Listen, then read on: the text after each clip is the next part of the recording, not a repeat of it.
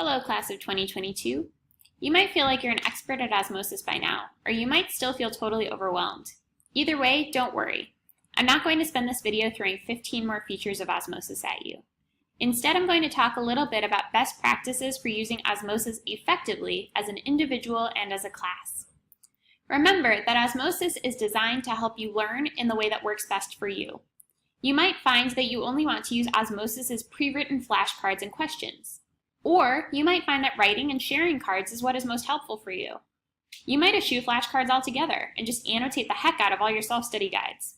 Or you might want to cement all your knowledge by reading the corresponding pages in first aid. Regardless of how you learn best, osmosis can help you. For me, what worked really well was writing some flashcards and then having ample time to review them on a spaced repetition schedule.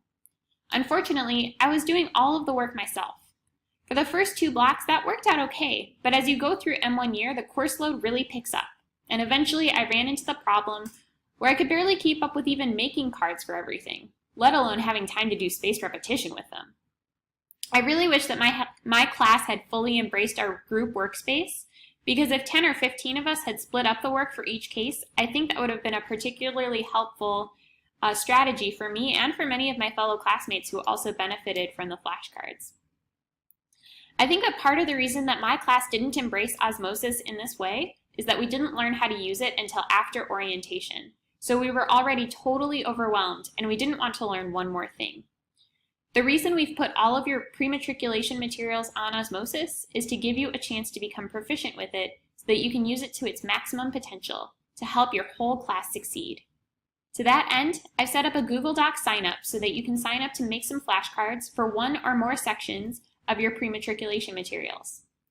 I strongly encourage you to make flashcards for at least one section this summer. I'm going to say it again. I strongly encourage you to make flashcards for at least one section this summer. Trying this out can only help you, and at the very least it will help you to appreciate how much work those students who end up doing it consistently throughout the year are putting in on your behalf.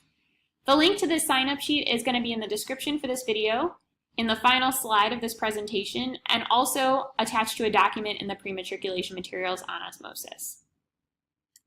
So, what makes a good flashcard? There's really only one main overarching rule of thumb that can help you become a master flashcard maker, and that's keep it simple. You shouldn't have more than 3 to 5 pieces of information on your flashcard, and you shouldn't leave unnecessarily wordy explanations when you can say it more easily. Bullet points are great, and don't worry about grammar. If you're not sure if you can fit another piece of information on this card, don't be afraid to put it on the next one. Remember, many well-written cards are better than few poorly written cards. Let's look at an example. This is part of a study guide that I imagine you'll see sometime during the 2nd or 3rd week of September. This is the section about the bacteria Staph aureus, which is one of the most important bacteria you'll ever learn. So let's take a look at some flashcards based on this information.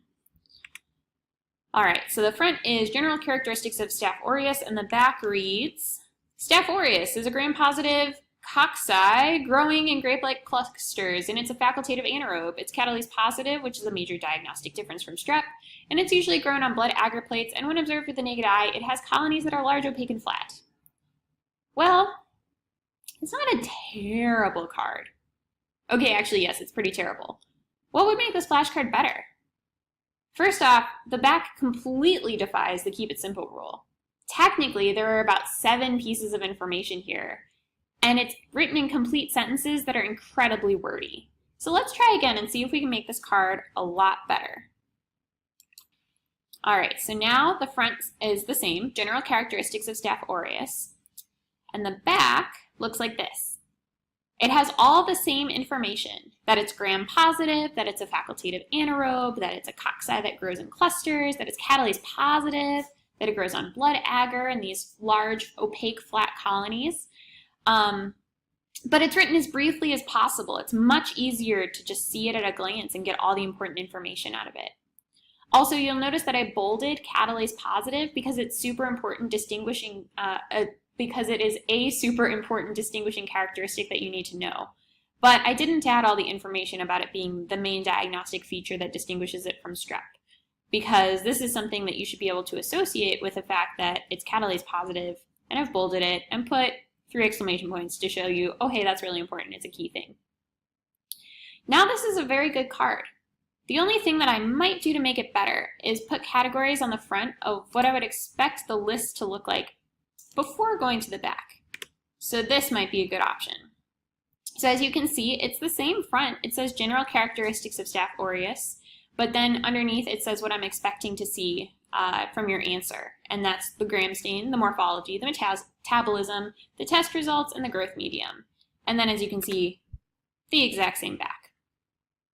Now, even someone who has never seen this card before will be able to utilize it to study effectively. This principle of keeping things simple is the key to writing good flashcards. If it means you need to make 10 flashcards to study Staph aureus, that's okay. Because if they're good cards, then the people who use them to study, including you, will be better off for your hard work. Like I said in a previous video, I usually make flashcards that are fill in the blank. I prefer these kinds of questions to the ones that have fronts and backs, and that's just kind of a personal preference of mine. Although it is important to point out that most of the pre-made cards you'll run into are also in this format, such as Zonky, Prosencephalon, and all the cards on Osmosis. One of the things that I really like about it is that you only use the front side of the card. So if you want, you can use the back side of the card to add a handy mnemonic, or add a photo that you think clarifies the point, or make a joke, or whatever. And that actually can be one of the most helpful ways that you can assist your fellow classmates. If you found something that's really catchy that sticks in your mind that helps you to remember a fact, adding it on there can make a big difference. So this year, one of my classmates was a whiz at neuroscience. She studied in college, she wants to be a neurologist. So she made a bunch of neuroscience cards that she would do as fill in the blank, and then on the back she would find pictures or diagrams that she thought helped to clarify what was going on, and she'd post them so that we could see the answer to the fill in the blank and then map it out on the diagram that she provided. And it really added an extra level of study utility to her cards. The point is, long story short, fill in the blanks leave you with a lot of options for adding additional resources and wisdom. So if you want to make fill in the blanks, here's a few style tips from my experience. Fill in the blank cards should be in the format of statements, not questions. So this example is pretty straightforward. The blank are a group of bacteria which are all catalase positive. And of the 49 species and 27 subspecies, many are coagulase positive as well. As you can see, 2 statements and one blank. And of course the answer is the Staphylococci. All right. I don't think that requires any more explanation. It just makes sense. They should be statements, not questions. Moving on. The second rule of thumb, fill in the blank cards need to be specific enough that you can figure out what the blank is supposed to say.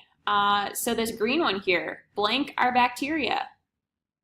That doesn't work because there's like a zillion things that are bacteria and that are not Staphylococci.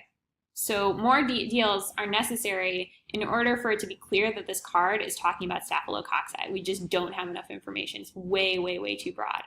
Similarly, this pink card, Staphylococci are blank bacteria that are blank and blank. You'd have to be a mind reader or a psychic or something in order to know that the correct answer are gram-positive, catalase positive, and facultative anaerobes. We just didn't have enough clues to be able to figure out what was supposed to go in each blank. So we have to do something to fix these 2 cards. They are not acceptable. Okay, here's the correction. So remember, this originally said blank are bacteria, which was not specific enough. Now it says blank are a group of gram-positive bacteria that grow in grape-like clusters and are catalase positive. Now we have enough information to correctly identify Staphylococci as the correct answer. All right, next. You'll remember that this card originally read Staphylococci are blank bacteria that are blank and blank, which would force us to read someone's mind in order to answer the question. So we still have the 3 blanks, and actually they still indicate the same things, but now we're indicating what we expect. So they're gram something, and catalase something, and metabolism something. So now we have enough information to say, oh, well, they're gram positive. and catalase positive, and they're facultative anaerobes. And so as you can see, that is indeed what those blanks represent. So now both of these cards are specific enough and give us enough information that we can successfully fill in the blanks without having to read anybody's mind, which nobody needs to have to do. This is not mind reading school. It's medical school. All right. Third style tip. Fill in the blanks with multiple answers, and one blank should be annotated to reflect that there are multiple answers expected. So this card here, humans are the major reservoir for blank. Well, if I was just going through a list of 200 cards, I'd probably be like, oh, like 5,000 different things, but probably Staph aureus, because that's what we're talking about in this class. But the actual answer, Staph aureus, Staph epidermidis, Staph saprophyticus, Staph lugdunensis, and Staph hemolyticus. So first off, this just wasn't a specific enough card. How do I know that we were talking about members of the Staphylococcus family to begin with? Like I said, there's like a zillion things that humans are the main reservoirs for, which should terrify you, by the way, and we'll get to that later. Second of all, how was I supposed to know that there were 5 answers? So this card needs a huge makeover. So one way that you could have fixed that previous card is to just state how many answers there were. So this one says humans are the major reservoir for 5 Staphylococci species. So we included that there's Staphylococci, and we also included that there's 5 of them, which then gives us this one blank for which we expect 5 answers. So we've now understood what precise topic we're talking about and how many answers we were expecting. So this is now a good card. A second possible fix would have been to make a separate blank for each answer. So humans are the major reservoir for the following Staphylococci species, and then these 5 blanks. And notice that this card is still more detailed than the original and continues to clue us in that we're talking about Staphylococci species. Even though it doesn't say 5, it has 5 blanks. So this is now also a good card. And there are the answers, of course. Okay. Following the principle of keeping it simple, avoid doing more than 5 fill-in-the-blanks on one card. And make sure that they're all absolutely necessary. If you don't need to have a blank there, don't put it there. Also, as you'll notice, all of my fill-in-the-blank examples were either complete sentences or bullet points. If you use complete sentences, make sure you don't give away the answer with your grammar. So in this example, Staph aureus is a anaerobe, aerobe, facultative anaerobe are your 3 options. Well, it's clearly facultative anaerobe because the grammar only allows that answer to be correct. Otherwise, Staph aureus is aerobe. It's clearly bad grammar. So it's easy to make a correction to this card.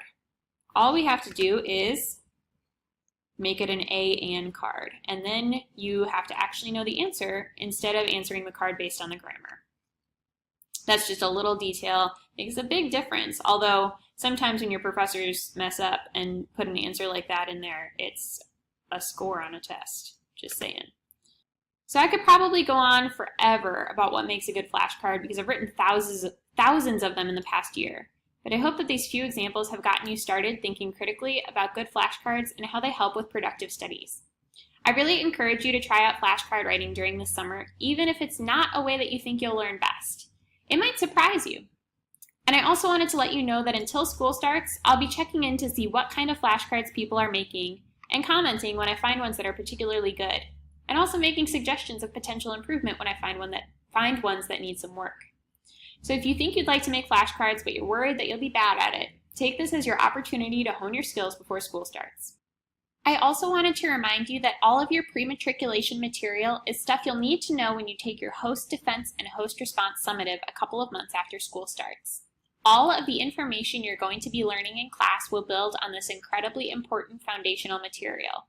So I encourage you to take every opportunity to really ingrain these materials in your brain. I hope making and using flashcards will help you to achieve this goal. As a reminder, please sign up to make flashcards for a section or 2. We can't actually make you do it, but we do see the people who do, and I at least really appreciate them. Not that that means anything. I'm just saying you should try it. The link is on the slide. It's also in the video description, and you can find it in your pre-matriculation study materials on September 5th in the Osmosis class workspace. So please, please, please, please, please sign up. If you don't, I'll be sad. That's really the only thing I can say to induce you.